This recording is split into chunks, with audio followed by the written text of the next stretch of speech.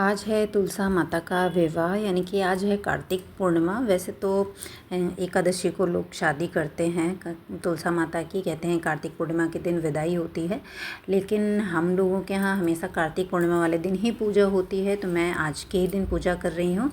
और खूब सुंदर सी चौक, चावल के पीठे की चौक मेरी बिटिया ने बनाई थी बाहर गेट पे। गेट को अच्छे से सजाया है क्योंकि आज माता रानी की शादी है या विदाई है, जो भी आप कहें। हम लोगों के यहाँ यही बोलते हैं कि तुलसा माता का विवाह करना है, लेकिन विवाह तो जैसे एक कन्या का किया जाता है उस तरीके से किया जाता है, इनके पंडित जी आते हैं, फेरे कराते हैं और बहुत कुछ होता है। ऐसा तो हम कुछ भी नहीं कर रहे हैं, बस अपने लड्डू गोपाल को बैठा के और तुलसा माता को अच्छे से रेडी करके उनके साथ गठबंधन कर देते हैं। और बाकी जैसे हम पूजा करते हैं उसी तरीके से हम पूजा करते हैं। और मेरी जो यहाँ पे तुलसा हैं वो बिल्कुल मतलब इतना चूहों ने उनको खा लिया, उनके एक भी पत्ती नहीं बची, पेड़ में एक भी पत्ती नहीं थी, बिल्कुल डंडी डंडी ही रह गई थी। और कहते हैं जब हम कार्तिक में जिस तुलसा की पूजा करते हैं, जिन तुलसा की, उन्हीं के मतलब पूर्णिमा वाले दिन भी उन्हीं की पूजा की जाती है, उन्हीं का विवाह किया जाता है। तो बस, और फिर हम क्या करते, करनी तो उन्हीं की थी और वो देखने में बिल्कुल भी मतलब सही नहीं लग रहा था। तो मेरे पास रखा हुआ था एक नारियल, पूजा का ही नारियल था जो कि सूख गया था, लेकिन वो पूरा गोल नारियल एकदम था। तो मैंने अपनी बेटी से कहा कि थोड़ा सा इसको ही एक फेस की तरह बना दे। तो उसने वॉल पुट्टी की हेल्प से उसको फेस की तरीके से बना दिया है। और उसने पहली बार बनाया है तो थोड़ा सा अजीब सा फेस लग रहा है, बहुत अच्छा सुंदर सा तो हम नहीं कह सकते कि बनाया है, लेकिन फिर भी मैंने अपनी तुलसा माता के गमले में उसको अच्छे से लगा के उसको अच्छे से फिट कर दिया, साड़ी वगैरह पहना दी, माला चुनरी सब बढ़ा दी, तो सब कुछ अच्छा लग रहा है। लेकिन जहाँ डंडियाँ बची थी उनमें मैं कैसे पूजा करने लगा, थोड़ा सा फेस थोड़ा सा हैवी हो गया था, लेकिन फिर भी ठीक है, बहुत अच्छा लग रहा था। पूजा मेरी बहुत अच्छे से कंप्लीट हुई, मेरी और मेरी छोटी देवरानी दोनों हम साथ में बैठ के हम लोगों ने पूजा की और बहुत बढ़िया तरीके से पूजा हुई, जितना हमसे हो सकता था, जितना मैं कर पाती या जितना हमारे यहाँ होता है, बस हमने उतना ही किया। बहुत ज़्यादा कुछ भी नहीं किया, जितना हम हमेशा से करते आ रहे हैं, जितना हम अपने मायके से या ससुराल में देखते हैं सेम वैसे ही किया है। और बस माता रानी को यहाँ पे चढ़ाए जाते हैं पूड़ी का भोग, पूड़ी और बताशे का भोग लगाया जाता है।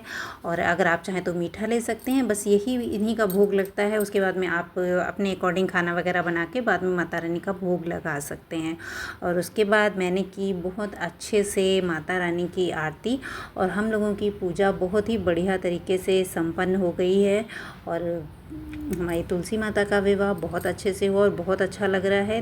और जिस दिन माता रानी की विवाह होता है ना, उस दिन घर में इतने सारे काम हो जाते हैं, इतने काम हो जाते हैं, और सब कुछ सुंदर सा सजा हुआ होता है। हमें ऐसा लगता है कि माता रानी का विवाह हो रहा है छत पर, क्योंकि चंद्रदेव को अर्घ देना था और चंद्रदेव खूब अच्छे से निकल आए थे। लगभग 7:30 का टाइम हो रहा था, चंद्रदेव बिल्कुल ऊपर आ चुके थे, बहुत अच्छे सुंदर से दिख रहे थे।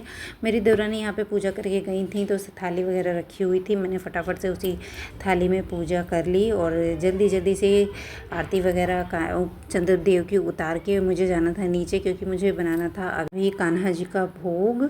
और क्योंकि आज पंचभीखू का उद्यापन भी करना है, तो मैंने एक आंटी को उनको बुलाया है, तो उनको भोजन कराना है, तो इस वजह से फटाफट जल्दी से बनाना है, खाना भी बनाना है। और टेंशन हो रही थी कि ना 7:30 बज गया, अभी तक मैंने भोग प्रसाद रेडी नहीं किया है। तो आ गई उसके बाद मैं नीचे, और नीचे आने के बाद थोड़ा पानी वगैरह पिया। उसके बाद मैं यहाँ पे अपने बच्चों के साथ बातें करते करते मैं बनाने लगी खाना। तो मैं अपनी बेटी से बोल के गई थी कि जब तक मैं ऊपर अर्घ दे के आती हूँ तब तक वो नीचे फटाफट से आलू वगैरह कट करके रखे, तो उसने कट करके रखा था। फटाफट से मैंने भोग प्रसाद रेडी किया और उन आंटी को जो कुछ भी मुझे देना था वो सब दे के उनको विदा कर दिया। एवरीवन, राधे राधे। आज है अगहन का पहला गुरुवार, तो आज करनी है मुझको पूजा। तो मैं नहा धो के तैयार हो गई हूँ, साड़ी वगैरह पहन ली है, बाल भी खींच लिए हैं, और बस इससे ज़्यादा तैयार मुझसे अब सुबह सुबह नहीं हुआ जाता। और अब मैं लगाने वाली हूँ आलता, और आलता लगाने के बाद फटाफट से करेंगे पूजा। तो चलिए फटाफट। आलता मेरे पैरों में लगा हुआ है क्योंकि मैंने कल ही लगाया था। शाम को जब मैंने तुलसा माता का विवाह किया था तब आलता लगाया था।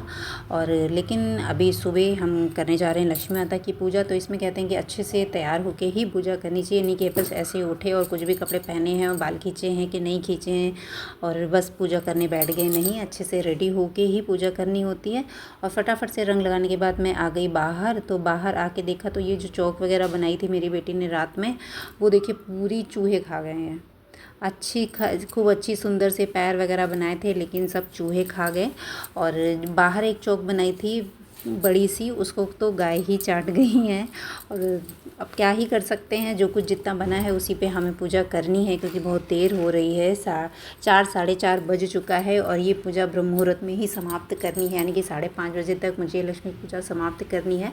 तो फटाफट से मैंने दीपक वगैरह बनाए और थोड़ा सा आगे बढ़ के मैं मतलब मेन गेट पे गाड़ियाँ वगैरह ज़्यादा खड़ी होती हैं तो वहाँ बनता नहीं है, तो मैंने थोड़ा सा आगे बढ़ के 2 कलश लगा दिए। दोनों कलश के ऊपर दीपक और माता रानी के छोटे छोटे चरण आगे धीरे धीरे बने हुए हैं जब जहाँ पूजा रूम तक।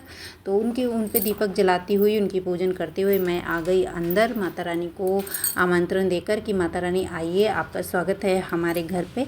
और अब चलिए फटाफट से करते हैं माता रानी की चौकी तैयार। तो मैंने वो उसी चौकी पे जिस पे कल मैंने तुलसा माता को और कान्हा जी को बैठा के उनका विवाह किया था, उसी तुलसा पे वहीं उसी चौकी पे मैं कर रही हूँ इनकी स्थापना, लक्ष्मी माता की स्थापना।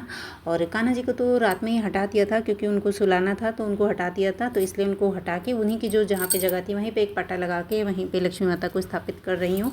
तो यहाँ पे लिया है मैंने अष्टदल कमल बना लिया है, एक लोटा लिया है, एक सुंदर सा कलरफुल लोटा होना चाहिए वो ले लिया है। और उसमें रखा है पान, सुपारी, कमलगट्टा, लौंग, इलायची, बताशा, रुपया और हल्दी की गांठ भी होती है, लेकिन मैं यहाँ पे भूल गई हूँ डालना, नेक्स्ट टाइम डाल दूँगी। और उसमें गंगा जल डाला, उसके बाद जल भर के और एक कच्चा नारियल यानी कि पानी वाला नारियल लेके उस पर स्थापित कर दिया है और चुनरी उड़ा दी है और हो गई हमारी माता लक्ष्मी की स्थापना। साथ में गणेश जी को स्थापित कर दिया है और एक साथ में लक्ष्मी नारायण की जो फ़ोटो है उसको स्थापित कर दिया है और स्थापना हमारी हो गई है। अब चलिए फटाफट से पूजन स्टार्ट करते हैं। तो रात का कलश वगैरह रखा हुआ है, अखंड दीपक मेरा 5 दिन से पंच भिखु का जो मैंने व्रत किया था तब से वो जल रहा है, तो वो रखा ही हुआ है। तो बस वहीं पे मैंने इसको अखंड ज्योति वगैरह तो कुछ अलग से नहीं जलाई, मतलब जो जल रही है तो हमें अलग से जलाने की कोई भी ज़रूरत नहीं है। मैंने सबसे पहले स्नान कराया, उसके बाद में सिंदूर वगैरह लगाया, फूल वगैरह लगाए और जो हमारा जो लक्ष्मी कलश हमने स्थापित किया उसको खूब अच्छे से फूलों से सजा लेंगे, क्योंकि अब लक्ष्मी माता का स्वरूप हम उन्हीं को मान के उनका पूजन करेंगे। और सारा सुहाग का सामान, भोग का सामान, पान जरूर चढ़ाएं, लौंग, इलायची, पान, बताशा माता रानी को बहुत पसंद है वो चढ़ाएं। और यहाँ पे छोटा सा हवन यानी कि अग्यारी मैंने कर ली। बहुत ज़्यादा इंतजाम तो मैं आज नहीं कर पाई, यानी कि फल वगैरह मैं नहीं मंगा पाई और मिठाई वगैरह भी कुछ मैंने नहीं मंगाया है। बाद में कुछ भोग वगैरह बना के माता रानी को चढ़ाऊँगी। और उसके बाद मैंने बहुत अच्छे से कर ली, यहाँ पे पाठ वगैरह जो है वो कर लिए हैं। और जो कुछ भी भूल चूक हुई है उसको मैं अगले बृहस्पतिवार को पूरा करूँगी, क्योंकि मेरा 5 दिन से व्रत था और कल बहुत सारा काम हो जाने के कारण थोड़ा सा शरीर भी डाउन हो रहा था।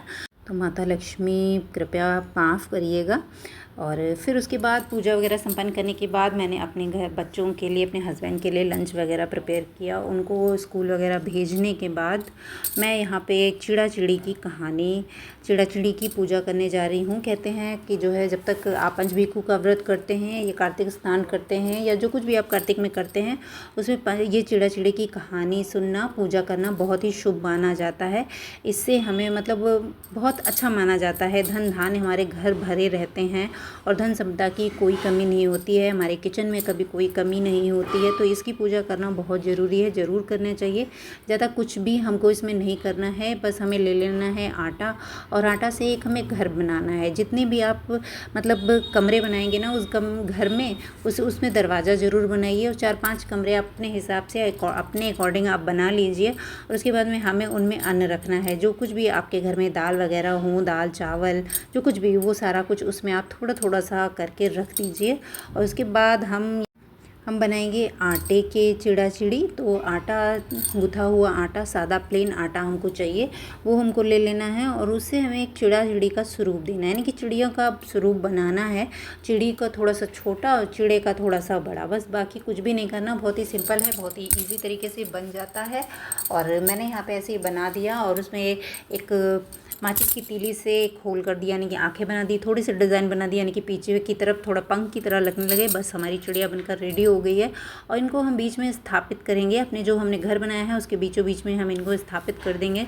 और उसके बाद में हम इनकी पूजा करेंगे, जैसे हम नॉर्मल पूजा करते हैं। पहले जल चढ़ाएंगे, फिर उनको सिंदूर लगाएंगे, फिर उनको कलावा रूपी वस्त्र धारण करेंगे। और भोग में हमें इनको देना है खील बतासे। खील बतासे का भोग लगाना है, जो खील बतासे का ही भोग लगाना है। इनको खील बतासे ही भोग लगता है, तो हमें उसी का भोग लगाना है। और उसके बाद में हम दान करने के लिए लेंगे यहाँ पे खिचड़ी, और खिचड़ी लेंगे और कुछ दक्षिणा लेंगे, उसको रख लेंगे। बाद में थोड़े से अक्षत हाथ में लेके, यानी ये जो खील हैं इनको थोड़ा सा हाथ में लेके हम चिड़ा चिड़ी की कहानी सुनेंगे। और चिड़ा चिड़ी की कहानी सुनने के बाद थोड़ा सा खील बतासा हम इसी के ऊपर डाल देंगे, बाकी जो बचा हुआ है वो लोटे में रख देंगे।